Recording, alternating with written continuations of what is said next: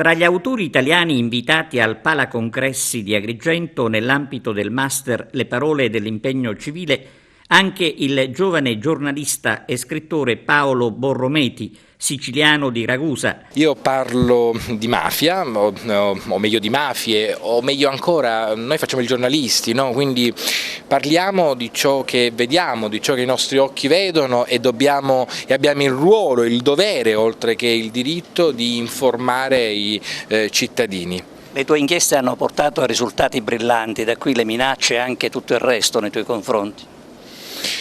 E io non mi sono mai domandato, come dicevo oggi pomeriggio, a che cosa possa portare un'inchiesta, perché un giornalista non se lo può domandare.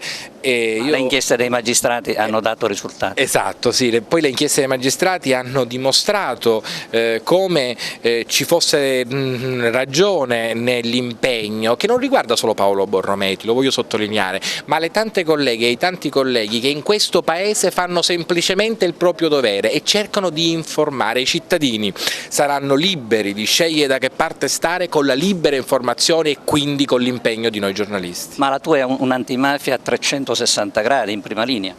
Io non amo il termine antimafia, io preferisco impegno, l'impegno di cittadino innanzitutto e poi di giornalista. Io penso che questa terra è una terra straordinaria e che però i siciliani per troppo tempo abbiano avuto, come dire, le proprie coscienze sonnolenti. Dobbiamo risvegliarle queste coscienze, lo dobbiamo fare tramite giornalisti, magistrati, imprenditori, sacerdoti, sindacalisti, cittadini insomma, che facciano il proprio dovere. Quella di Borrometi è la coraggiosa denuncia di un giornalista che la mafia ha condannato a morte dopo averlo aggredito selvaggiamente.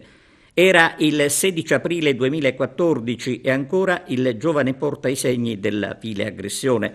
Da quel momento a Paolo Borrometi viene assegnata una scorta. Angeli custodi sono dei carabinieri che al Palacongressi del villaggio Mosè sono stati ringraziati pubblicamente dall'organizzazione. Ecco, cosa ti pesa di più dovendo vivere sotto scorta? Mi pesa la mancanza di quel pizzico di libertà fisica che io non ho mai drammatizzato, spero di non aver mai drammatizzato, ma mi manca quella quotidianità, quella possibilità di fare una cosa all'improvviso, di andare a mangiare una pizza anche solo con una ragazza e poter stare da solo con lei.